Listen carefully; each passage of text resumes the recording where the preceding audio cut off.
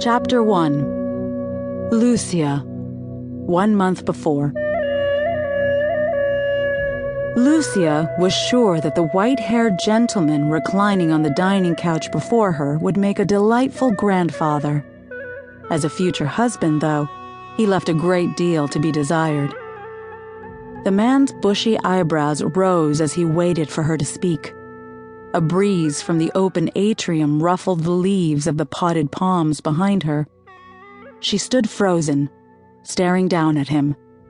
"It is a pleasure to see you again, sir," she finally managed. Lucia's father, Lucius Titurius, waved his dented bronze wine cup at her. "Do not call him sir, daughter," he chided from his own dining couch beside the old man. "In a matter of weeks, you will be Vitullus's wife." Her betrothed picked up his goblet, the one her father usually kept locked up, the silver one carved with tiny fighting gladiators, and held it up as well.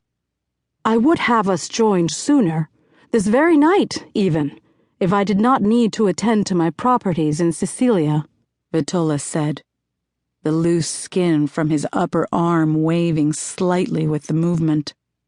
His gaze moved languidly from her feet to her face, and he added, "Then again, waiting for the wedding night only increases anticipation. Does it not, my darling?" Lucia suppressed a shudder and looked down. Jupiter and Juno. How could her father do this to her? "Lucia, why don't you join your betrothed on his couch?" her father prodded. She forced a smile. "I will sit," she said, thankful someone had left a chair near the dining couches. She pulled it closer to her father and sat. The old man chuckled. "Ah, you have brought her up well, Lucius. She knows a woman's place. I have never believed men and women should share couches. Indeed, no one in my family has ever allowed it. I'm a great admirer of Cato and the old ways, you know." Wonderful. Wait until he found out about her writings. He would probably ban that too. Would he even let her read?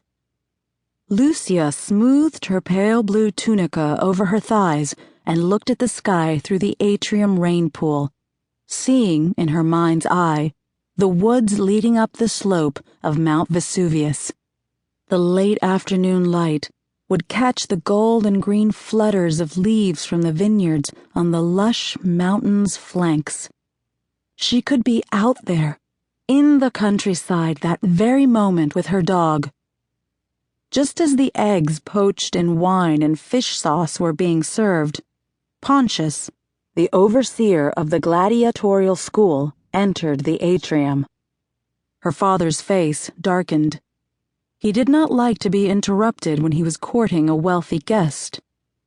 Pontius gave Lucia a quick wink, and she smiled back at him as her father joined him at the other end of the room. The big man bent his head to speak urgently into her father's ear. Titurius returned to their guest.